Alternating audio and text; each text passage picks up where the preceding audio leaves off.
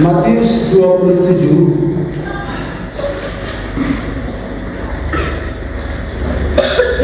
ayat 52 sampai ayat 53. Mari kita baca bersama-sama 1, 2, 3. 1, 2, 3 ya. Dan kuburan-kuburan terbuka dan banyak orang kudus yang telah meninggal bangkit. Dan sesudah kebangkitan Yesus, mereka akan keluar dari kubur, lalu masuk ke kota kudus dan menampakkan diri kepada Allah. Terjemahan yang lain 2, 3 ya. Dan kuburan-kuburan terbuka dan banyak tubuh orang-orang kudus yang sudah meninggal dibangkitkan.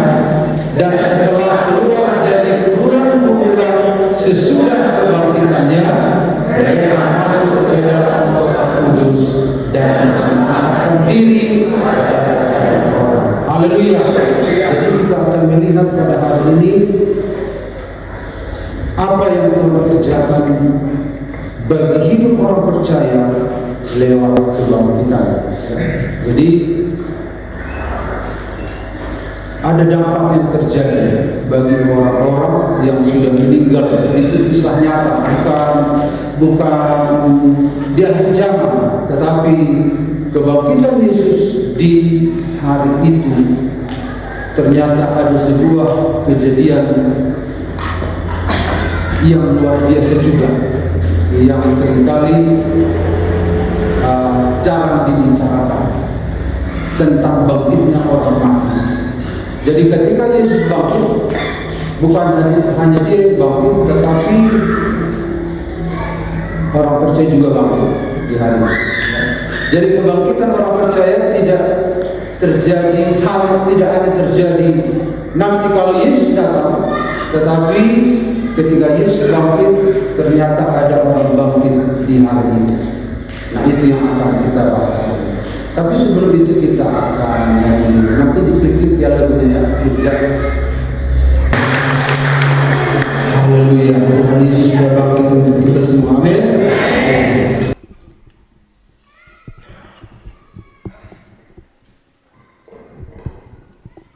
Iya, haleluya. Jadi andai kata saya tahu musik semua, saya akan memainkan musik untuk Tuhan ya. Main gitar, main biola, main garatung, main piano, keyboard, ya. Setiap musik yang ada notnya bisa saya mainkan. Bahkan suara saja bisa saya notkan ya. Do sila sila sol la sol mi sol. Nah, itu notnya. Do sol do. Iya. Iya. Jadi semua suara bisa saya notkan. Nah, tapi semuanya untuk kemuliaan nama Tuhan. Amin. Maka pemain musik pun jangan jual mahal main musik untuk Tuhan, ya.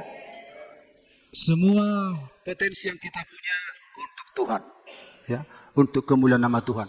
Kalau Lucifer dia adalah ahli musik, namun dia buat musik itu untuk dirinya sendiri.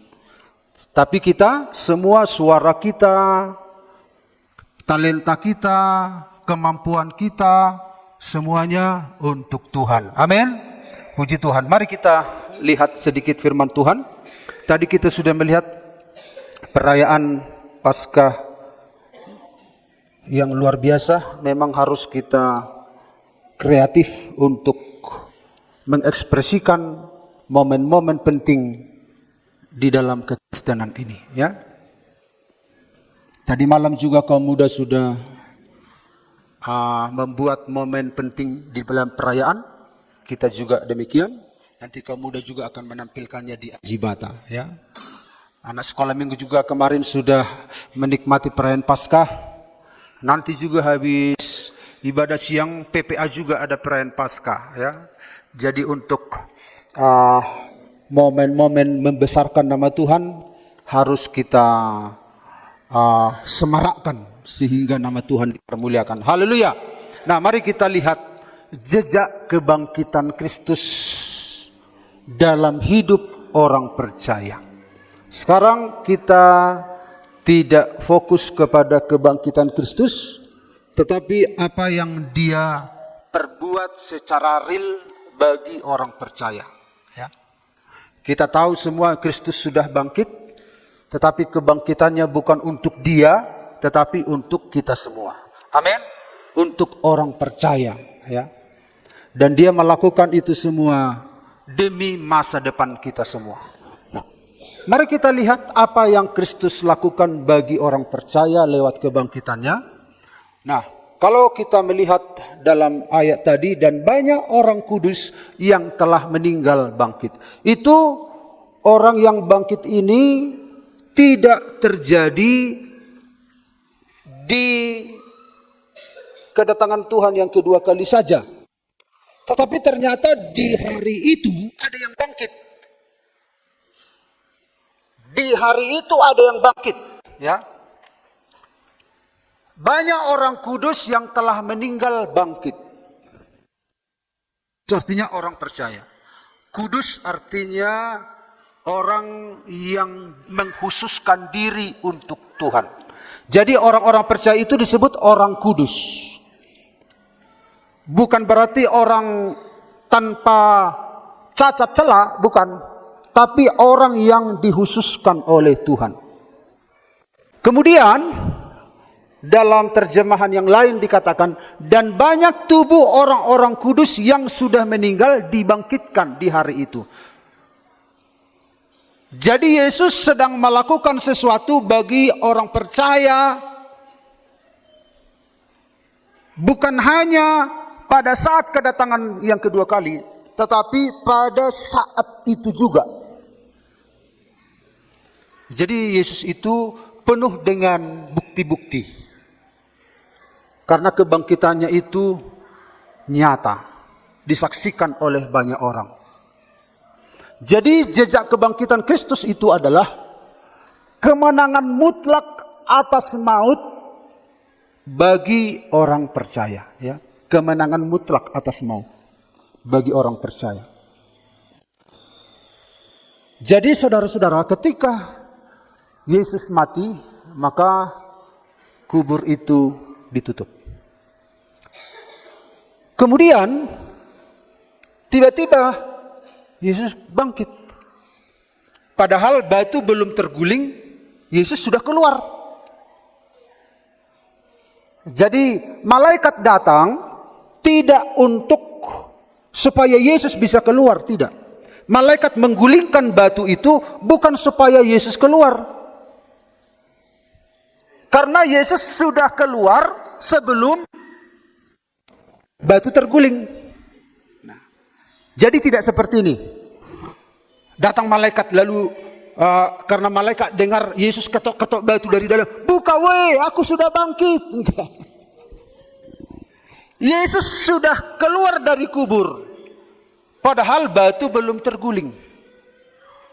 Jadi kenapa malaikat menggulingkan batu? Supaya murid-murid bisa melihat ke dalam. Jadi malaikat menggulingkan batu bukan supaya Yesus bisa keluar. Karena kebangkitan Yesus tidak bisa dirintangi oleh apapun. Amin. Tidak bisa dirintangi oleh apapun.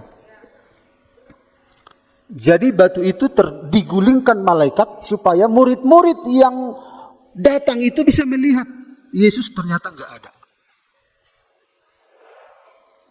Nah, jadi saudara-saudara, apa penerapannya di dalam hidup orang percaya? Kebebasan dari fobia kematian. Jadi anak-anak Tuhan tidak boleh takut mati. Saudara mengalami kebebasan, apa itu fobia? Ketakutan berlebih. Orang takut. Bukannya kita berani mati apa tanpa alasan. Akhirnya kita jalan ke jalan raya sana. Unang itu ngatongay ho amaniha. Dang mabiar raw mate. Bukan begitu. Akhirnya datang nanti mobil, kita ditabrak. Itu mati konyol namanya. Tapi artinya kalau kita sakit, kita nggak ketakutan. Ya. Nggak ada ketakutan berlebihan. Kalau nggak punya uang, nggak ketakutan. Aduh, matilah aku nanti. Enggak. Kalau ada masalah dalam hidup kita, ada kan Tuhan ketakutan sekali. Onam haroma benau mati bah. Atau ada serangan penyakit. Waduh.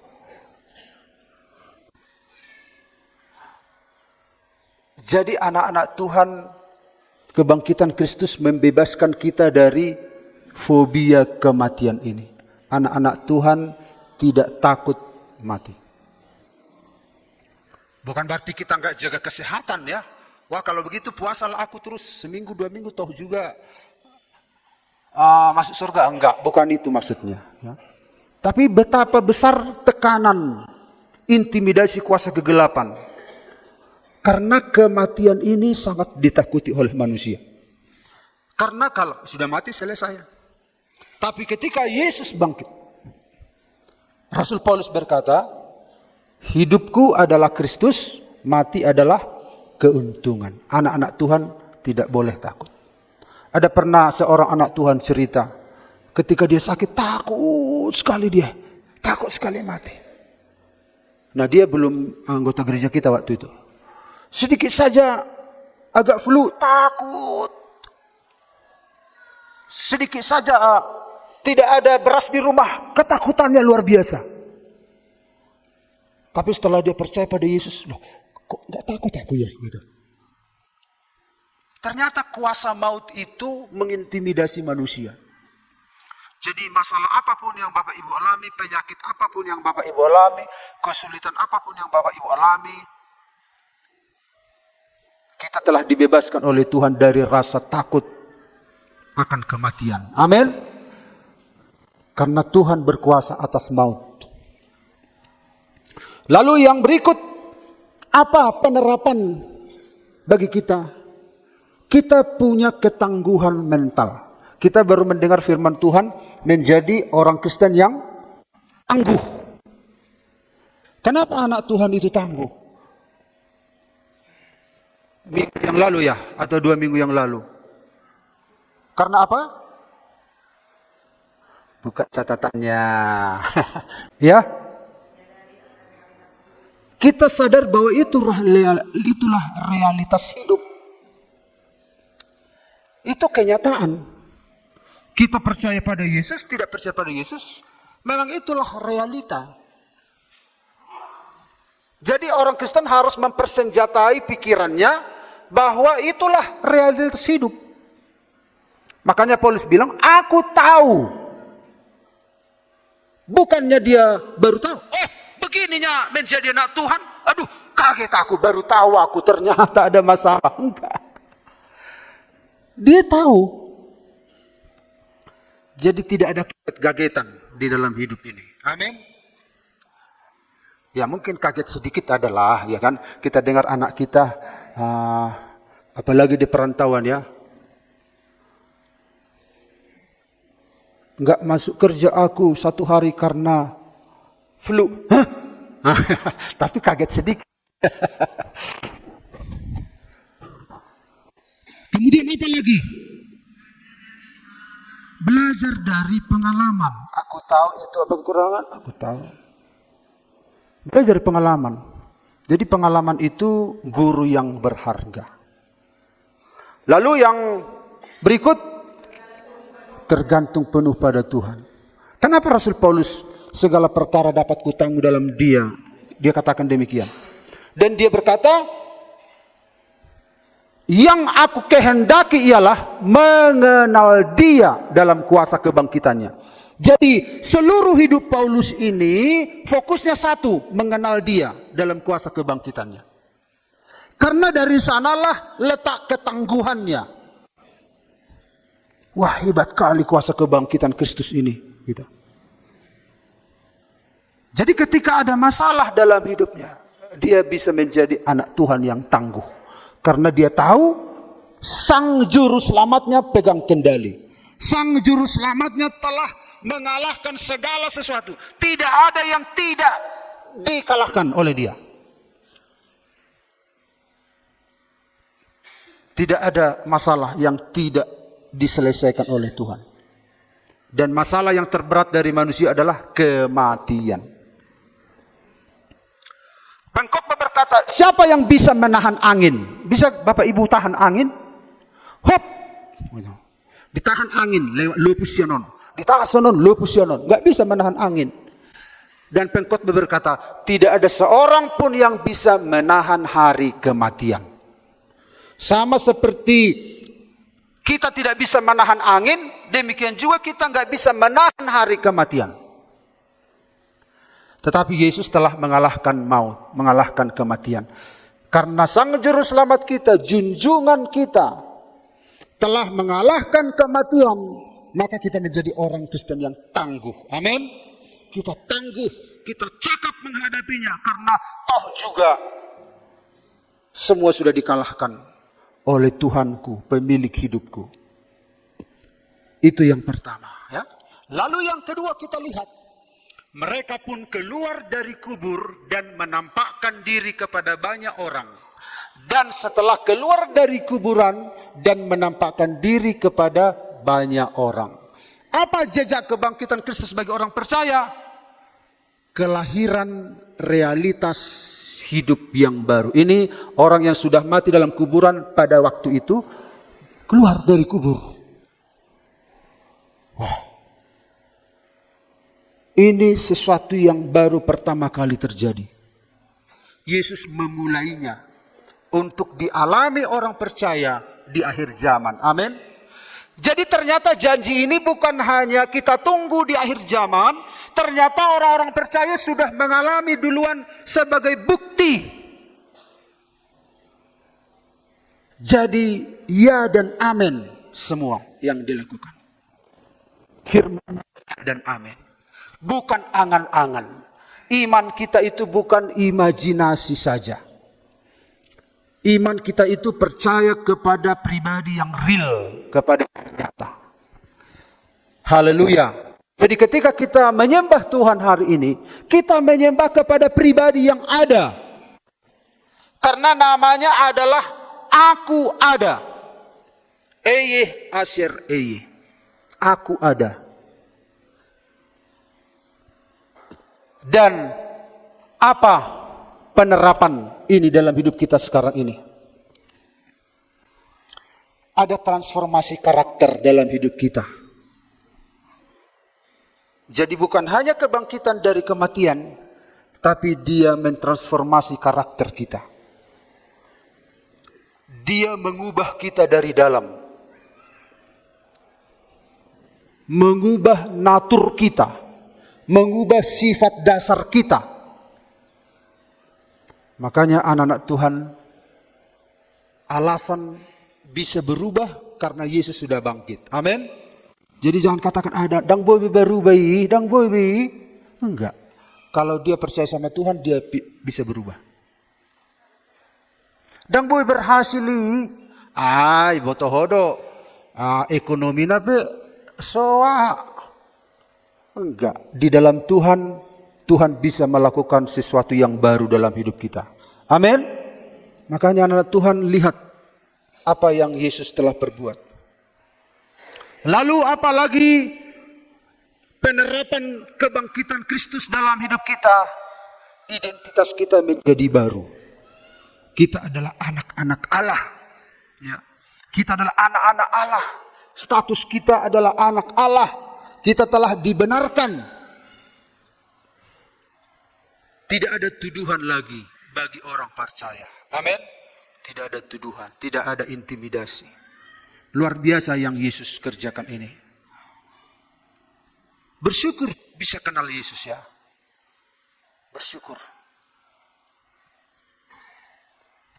Nah, yang terakhir singkat-singkat saja. Mereka pun keluar dari kubur lalu masuk ke kota kudus. Mereka keluar dari kubur-kuburan dan mereka masuk ke Yerusalem. Jadi orang-orang yang bangkit ini menjadi bukti nyata bagi dunia. Dan mereka ini keluar dari kubur semua. Ketika Yesus bangkit, ada kisah seperti ini. Dan menunjukkan diri ke Yerusalem, artinya mereka mengumumkan, menyaksikan tentang kuasa Tuhan. Ada keberanian bersaksi, ada gaya hidup yang menampakkan diri. Mereka itu menampakkan diri. Kita menjadi surat Kristus yang bisa dibaca oleh semua orang. Kita pede sekarang menampilkan Kristus dalam kehidupan kita. Karena Sang Juru Selamat kita tidak tinggal di kuburan, tetapi Dia mengalahkan kematian. Amin. Ini luar biasa, Bapak Ibu. Kita menjadi bukti nyata bagi dunia. Makanya si Yohanes dan Petrus, atau Yohanes dan Petrus kah? Saya lupa. Pergi jalan-jalan. Ada di situ orang sakit. Mereka itu jalan ke Bait Allah. Mereka biasanya meminta-minta. Apa kata Yohanes? Lalu apa kata Yohanes? Dia buka kantongnya. Karena biasanya kan peminta-minta kan. Saya keluarkan dulu isi kantong saya. Karena ini ilustrasinya ya. Tolong saya, berikanlah saya uang. Datang Yohanes. Siapa? Petrus dan siapa? Betul. Datang Petrus. Gak ada uang. Tengok, gak ada. Ada. Receh pula. Gak ada. Emas dan perak tidak ada padaku. Tetapi dalam nama Yesus bangkit. Wah. Murid-murid itu punya kemuliaan, punya bobot. Kita tahu kan, Tuhan itu memberikan kemuliaan kepada manusia itu ketika diciptakan. Ketika manusia jatuh dalam dosa, manusia itu hilang kemuliaan Tuhan. Nah, kata kemuliaan itu artinya adalah kavod dalam bahasa Ibrani, doksa dalam bahasa Yunani, artinya apa? Bobot, nilai. Jadi ketika manusia jauh dari Tuhan, manusia itu kehilangan bobotnya Allah. Yang membuat kita punya bobot, punya mutu, punya nilai adalah Allah. Nah, ketika Yesus bangkit, kuasa Roh Kudus turun atas murid-murid, mereka itu punya bobot, punya nilai. Jadi bobot kita itu nilai kita ketika Tuhan tinggal dalam hidup kita. Amin. Tapi kalau Tuhan tidak tinggal dalam hidup kita, kita nggak punya nilai. Nah, karena itu Bapak Ibu, itulah bukti nyata yang Tuhan sedang kerjakan dalam hidup kita. Ada jejak-jejak Kristus dalam kita lewat kebangkitannya. Keberadaan kita hari ini adalah bukti bahwa Yesus itu bangkit. Amin. Kitalah bukti hidup itu. Kita diubah oleh Tuhan. Kita berkemenangan menghadapi segala macam tantangan. Karena itu Bapak Ibu, mari kita puji Tuhan. Mari tinggikan pada hari ini, ya. Pemain musik silahkan datang ke depan. Haleluya. Mari kita mau menyembah Tuhan, kita mau meninggikan Tuhan. Kita nyanyikan nyanyian ini.